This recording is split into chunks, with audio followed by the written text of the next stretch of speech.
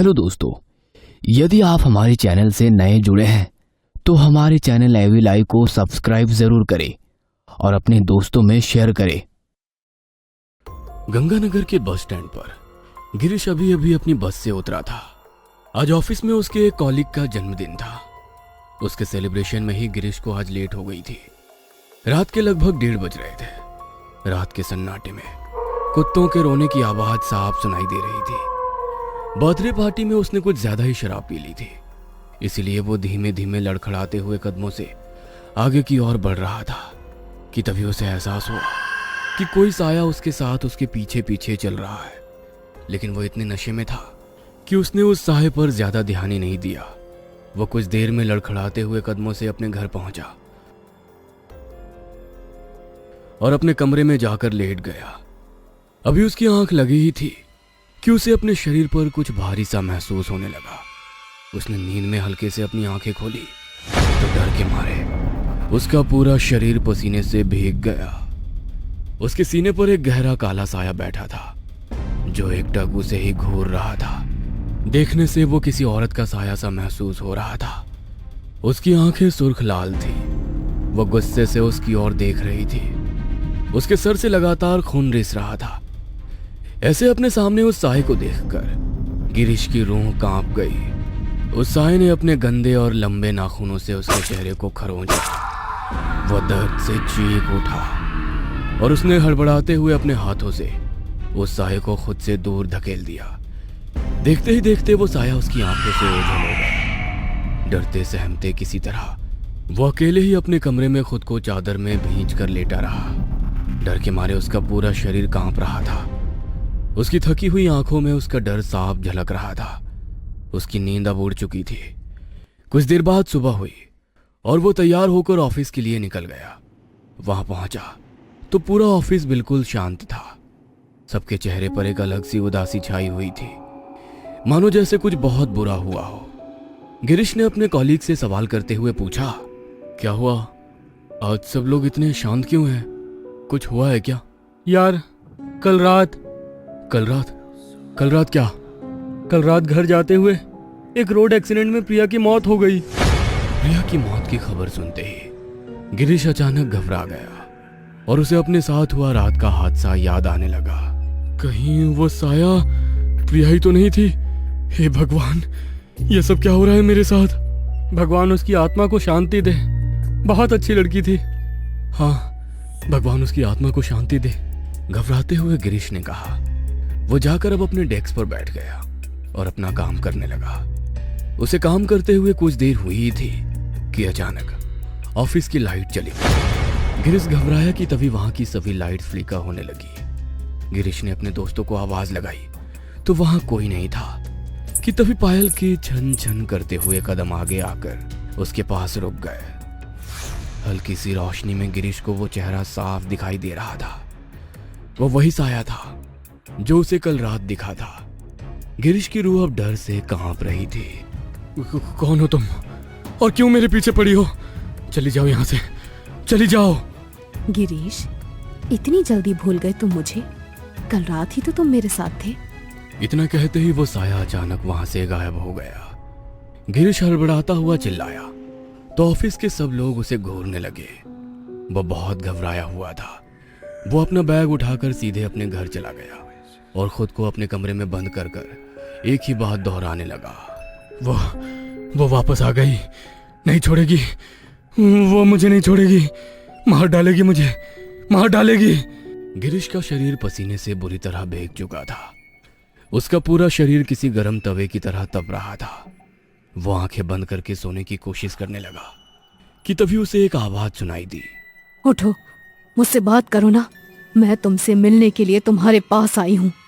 उस आवाज को सुनकर उसने डरते हुए अपनी आंखें खोली तो वो साया उनकी तरफ देखकर भयानक तरीके से मुस्कुरा रहा था। इससे पहले कि गिरीश कुछ कर पाता, वो साया उसकी ओर झुक गया और उसने अपने लंबे गंदे नाखूनों से उसके हाथ को बुरी तरह नोच डाला। उसके हाथ का मांस निकलकर बाहर आ चुका था। वह दर्द से बुरी तरह चिल्लाया कि तभी उसने अपने नाखूनों से उसके मांस को खींचा। उसके हाथ से बुरी तरह खून टपक रहा था। उसका पूरा बिस्तर खून से सन चुका था। वो उसके मांस के टुकड़ों को अपने हाथ में लिए अपने गंदे दांतों से चबा रही थी। गिरीश दर्द से पूरी तरह तड़प रहा था।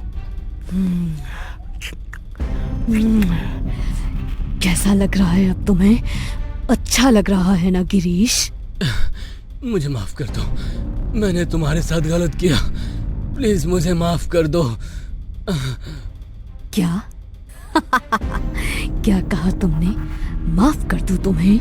जो तुमने मेरे साथ किया उसके लिए मैं तो क्या, भगवान भी तुम्हें माफ नहीं करेगा। बात कल रात की थी। गिरीश नशे में धुत था कि तभी उसकी गर्लफ्रेंड प्रिया उसके पास आई। गिरीश, मुझे तुमसे कुछ इम्पोर्टेंट बात करनी है, प्लीज मेरे साथ चलो। अरे क्या हुआ तुम्हें? एंजॉय करने दो मुझे। बाद में कर लेना एंजॉय, लेकिन अभी प्लीज मेरे साथ चलो। प्रिया बहुत ही परेशान लग रही थी। गिरीश उसे लेकर ऑफिस के पास वाले जंगल की तरफ ले गया। बोलो, क्या बात करनी है तुम्हें? खामखा मेरी रात खराब कर दी।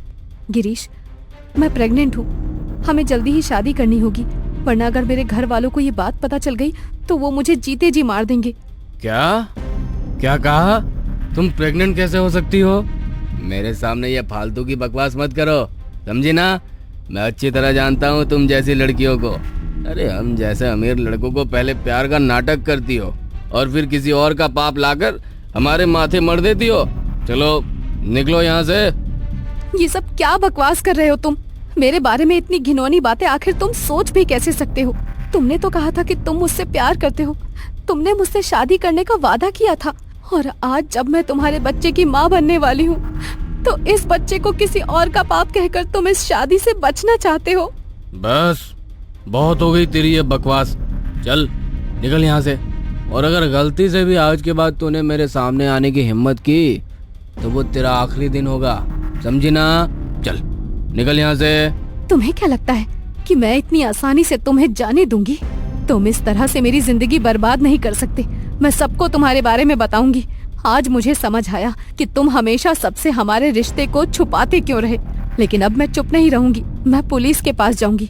तब तो तुम्हें मुझे और इस बच्चे को हर हालत में अपनाना ही पड़ेगा। प्रिया के मुंह से पुलिस की धमकी सुनकर गिरीश बुरी तरह घबरा गया, क्योंकि वो पहले से ही शादीशुदा था। लेकिन शादी होने के बाद भी सिर्फ प्रिया से ही नहीं बल्कि और भी लड़कियों के साथ उसके अफेयर थे। कोई भी लड़की उसकी शादीशुदा जिंदगी के बारे में कुछ नहीं जानती थी। उसने पहले भी ऐसे कई लड़कियों की जिंदगी बर्बाद कर दी थी। हर लड़की अपने परिवार की इज्जत बचाने के लिए खामोश होकर रह जाती थी, लेकिन प्रिया चुप बैठने वाली लड़की नहीं थी। इसीलिए गिरीश उससे घबरा गया और प्रिया को फुसलाकर जंगल के बाहर रोड की साइड ले गया। और जैसे ही रोड पर से एक ट्रक गुजरा, उसने उस ट्रक के सामने प्रिया को धकेल दिया और खुद जंगल की तरफ भाग गया। ट्रक वाले ने हॉस्पिटल ले जाकर उसे बचाने की भी कोशिश की, लेकिन उस एक्सीडेंट में प्रिया की जान चली गई। प्रिया की आत्मा अब इंसाफ के लिए तड़प रही थी, इसीलिए वो अपना इंसाफ लेने गिरीश के पास जा पहुंची थी। वो गिरीश के शरीर के मांस को अब नोच नोच के खा रही थी। वो बुरी तरह दर्द से तड़प रहा था। देखते ही देखते उसके शरीर का खून पूरी तरह खत्म हो चुका था कि तभी प्रिया की आत्मा ने अपने नाखूनों से उसके पूरे शरीर को बुरी तरह छलनी कर दिया और बुरी तरह तड़पते हुए गिरीश ने उसकी आंखों के सामने अपना दम तोड़ दिया। अब शायद प्रिया की रूह शांत हो गई थी। उसे अब उसकी जिंदगी तो वापस नहीं मिल सकती थी, लेकिन उसने खुद ही अपने लिए इंसाफ जरूर कर दिया था। हेलो दोस्तों, यदि आप हमारे चैनल से नए जुड़े हैं तो हमारे चैनल एवी लाइव को सब्सक्राइब जरूर करें और अपने दोस्तों में शेयर करें